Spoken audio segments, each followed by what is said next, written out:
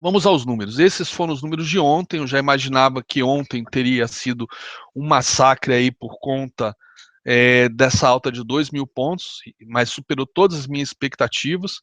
Ontem houve, né, se a gente for considerar o preço médio de compra de todos os traders e os preços médios de venda de todos os traders, né, e a quantidade de contratos negociados, ontem houve das 4 corretoras principais, as maiores de pessoa física. A número 1 é o UBS, market maker no mini índice e também que fica fazendo arbitragem totalmente automatizada, arbitragem do mini com cheio, tá?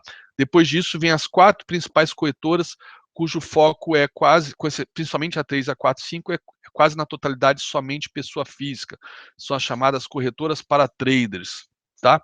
E justamente essas 4, né, perderam ontem na média, deixaram para o mercado, baseado nos preços médios e no giro que foi feito, quase 5 milhões de reais. Quase 5 milhões de reais.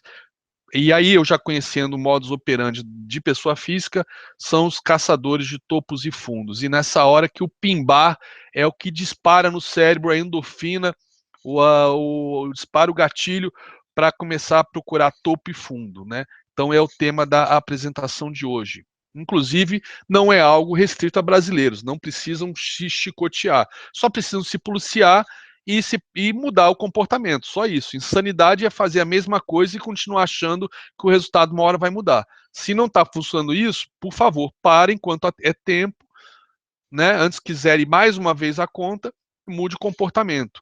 Todos os livros falam que a melhor coisa a se fazer é operar tendência. Vamos parar de procurar topo e fundo. Vai ter tendência todos os dias? Não, hoje foi um dia sem tendência, mas saímos com gains pequenos aqui na sala. Mas tentamos operar tendência. Também não tentamos operar consolidação, até porque ela foi uma consolidação que não estava tão clara no início do dia. Apesar de eu desconfiar que seria um dia, desde o Morning Call, eu comentei um dia de possível search and destroy, mas deu para ganhar dinheiro hoje, tá? Pouco, mas deu. Agora vamos lá. Quase 5 milhões de perdas ontem. Vamos ver os resultados de hoje. Eu achei que hoje ia ser um resultado diferente, né? Um dia mais volátil que sobe, desce, daria mais chance de implementar esses modelos de caça-topo e fundo. Mas não foi o que a gente viu. Esses aqui estão os resultados de hoje, tá? Parece que hoje todo mundo resolveu operar comprado. É só olhar os preços médios de compra e os de venda. Então, mais 1.600.000 perdidos, jogado fora. E vamos ao número de setembro, que era para ter, eu tinha feito, não tinha apresentado, tinha desistido de apresentar esses números, mas estou retomando esse estudo diário. Está aqui, 14 milhões e meio perdidos, a maior transferência de renda que eu já vi, né, que eu já documentei aqui na Bolsa. 14 milhões e meio saindo da mão de pessoa física para mão dos profissionais.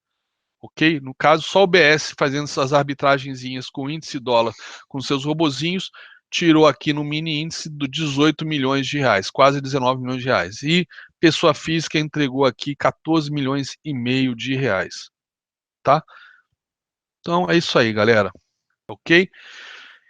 Então, por conta aí desses números, o tema de hoje é justamente o pimbar está morto. Então, o que é pimbar? Pimbar, como o nome diz, é um alfinete. Então, vocês podem imaginar que o pimbar é essa figurinha aqui simpática, né? Que recebe na análise técnica o nome de, quando está em topo, de estrela cadente. E quando está em fundo, tá? Ctrl C, Ctrl V, girar. Quando está em fundo, recebe o nome de martelo. Martelo. Pela análise técnica clássica, tanto faz se o corpo é branco, vamos usar cores, né? Tanto faz se ele é verde ou se ele é vermelho. Ele mostra força vendedora. Tanto é que o Oliver Velez resolveu rebatizar todos os candles para simplificar a leitura deles, e ele chama isso aqui de top tail. E aqui, quando é em fundos, recebe o nome de martelo. E tanto faz se é vermelho ou se é verde. A leitura é a mesma. Bottom tail, ou seja, força compradora.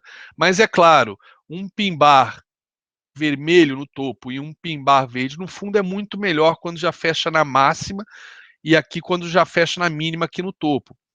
A questão é que, muitas vezes, quando fecha na mínima, isso provoca justamente o efeito da galera já vender, e eu mesmo já fiz isso muitas vezes, tá? Somente quando fecha na mínima. Vender e tomar o risco de vender aqui na mínima, assim que o candle fecha, e botar o stop aqui no topo. Botei o stop aqui, beleza. Mesma coisa aqui. Comprando aqui no fundo, tá? Fechando na máxima, compra-se assim que fecha e bota stop no fundo, tá? Isso já fiz muitas vezes. Porém, eu sou seletivo na situação que eu faço isso. Eu não vou simplesmente comprar qualquer pin-bar em qualquer lugar.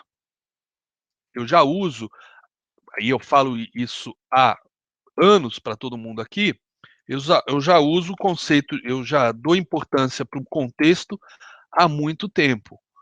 Né? Contexto é algo que eu sempre falo, quem me acompanha há anos, meus vídeos, etc., vê eu falando isso o tempo todo. Contexto, contexto, contexto. Olha a floresta, para de olhar só a árvore e muito menos olhar só a folha. Tem que olhar a floresta sempre. Então vamos lá. Primeiro, isso aqui já vou entrar no mérito do que é floresta, do que é folha, árvore, etc. Saí da culinária, como o pessoal está comentando no site, e já enveredei pela botânica, né? Hoje eu estou inspirado, porque a galera que já fez aula comigo sabe o quanto eu sou apaixonado por dar aula, o quanto eu me divirto, o quanto eu curto. Isso, a última aula desse final de presencial, depois de 18 meses fora da sala de aula, que foi há 2 semanas, foi simplesmente memorável. E até hoje, porra, morro de saudades da galera. Nunca rimos tanto, nunca nos divertimos tanto e nunca aprendemos tanto. Eu com os alunos comigo, é uma sinergia espetacular. Mas vamos lá.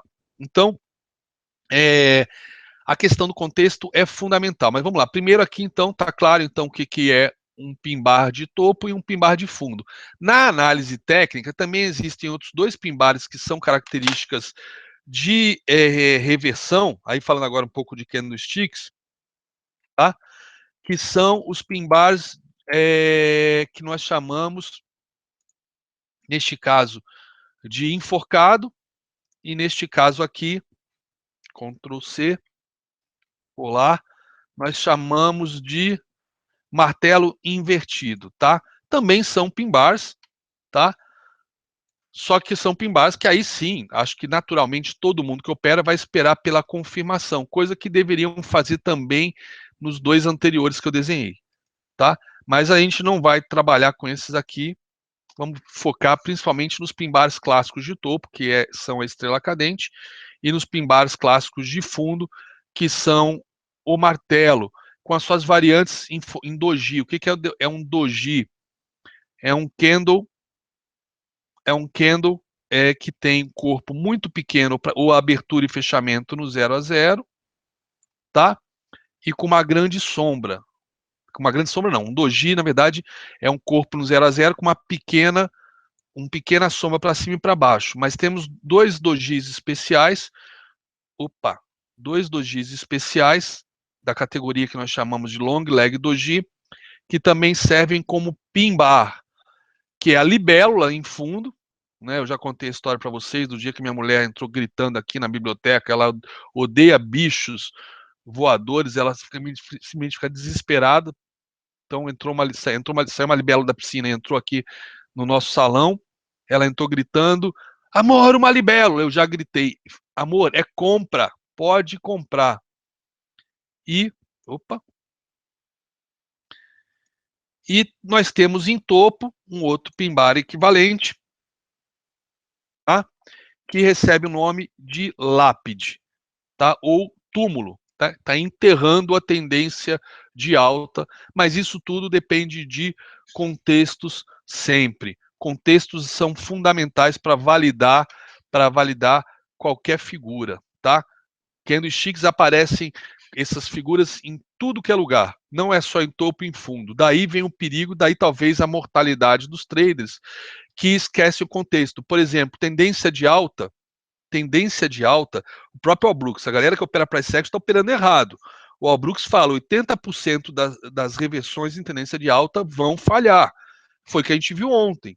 Qualquer pin bar que apareceu, principalmente em tempos curtos, falhou ontem. Falhou. Quer operar pin bar em consolidação? A consolidação tem que existir primeiro.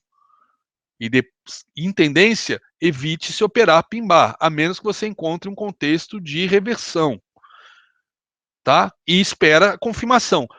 Cara, é muito óbvio. Se você está operando reversão, você não está pegando um movimento curto, está pegando um movimento longo. Se você realmente acredita que o seu pin bar é reversão, você não pode esperar pela confirmação, ou você não acredita que isso é reversão? Porque se for reversão, ele tem espaço pra caramba para subir ou para cair. Não tem por que você se precipitar e entrar assim que a formação do pin bar, porra. Isso mostra uma incoerência enorme. Se você acredita que é reversão, espera a confirmação dela. Se você entra assim, aparece o pin bar para pegar o máximo movimento, é uma ganância tão burra que no final está cobrando o preço que eu acabei de mostrar para vocês. Todo mundo, né? Todo mundo não, mas a maioria, os 90%, vai ter lá os 10% que estão ganhando dinheiro em cima desses 90%, 90% está perdendo dinheiro. Tá ok?